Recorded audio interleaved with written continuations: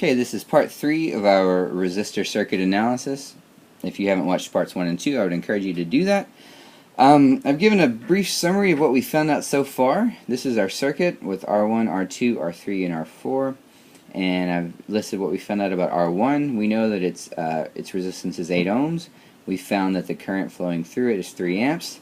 We know that the voltage drop across it is 24 volts. Okay, so now I can ask a question like, what is the power dissipated by this resistor, or dissipated through this resistor is a better way of saying that. We know that resistance will work very much like friction.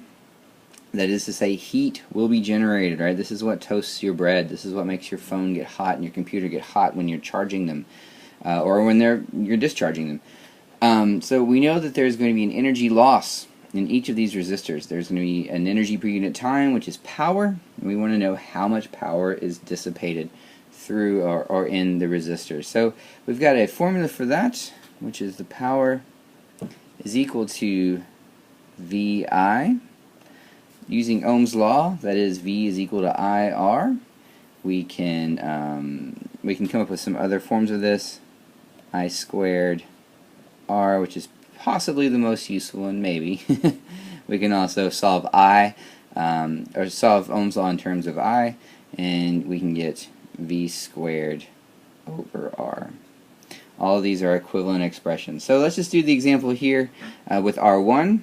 We've got 8 ohms, we've got the current flowing through it is 3 amps, we've got the voltage drop across it is 24 volts. I'm probably going to use this one. This is sort of my go-to for power if I have everything available. It's really easy to use. So in this case, the power dissipated in resistor R1 is just I squared R. I is 3 amps. I've got 3 amps squared times 8 ohms. I got the ohm in.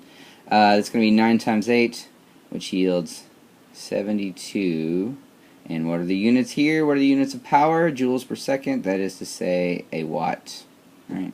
Got 72 watts dissipated in resistor R1. No big deal. Let's look at resistor R2. I know that its resistance is 4 ohms. I is 3 amps. Voltage drop is 12 volts. Well, I can use the same expression. P is equal to I squared R. I've got everything in front of me. 3 amps squared times 4 ohms. 9 times 4, I get that is 36 watts. Now, what was my power dissipated in resistor 1? 72 watts, right? What is my resistance, or what is my power dissipated in resistor 2? 36 watts. That is to say, exactly half. And I expect that. Number one, this is a series configuration, so the current has to be the same. So what I'm plugging in for I here and what I plugged in for I in resistor 1 is the same. So of course, this in a series, this just functions as direct proportionality governed by the resistance. And in this case, my resistance is half as much as R1. So I get that the power dissipated is half as much, right? Which makes sense. We've talked about resistance being analogous to friction, right? If you have lots of friction, you lose lots of energy. The same thing with resistance.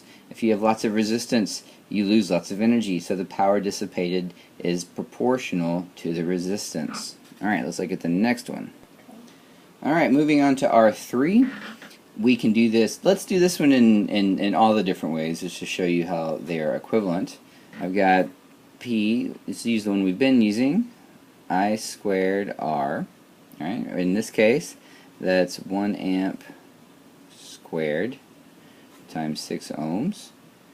That is just 6 watts, right? 1 squared times 6 is just 6.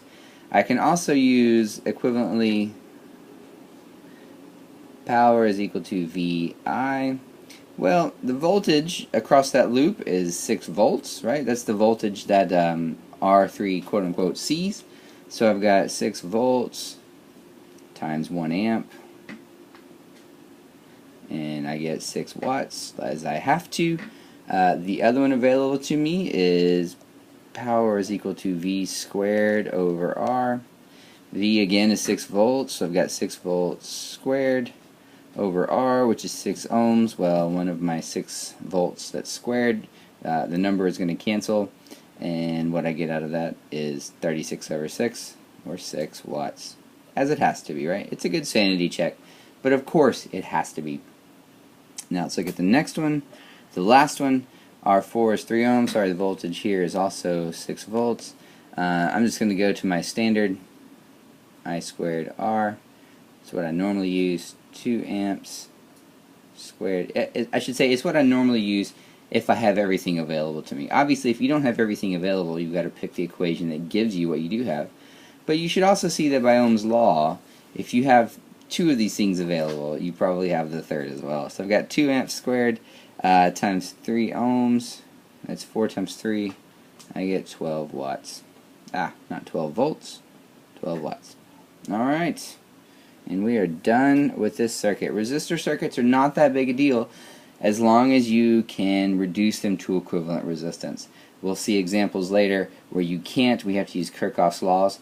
But even after you use Kirchhoff's laws and you characterize the circuit, you can still talk about power dissipated. You can still talk about voltage drops. You can talk about all this stuff. It's just easier to access if you can calculate equivalent resistances.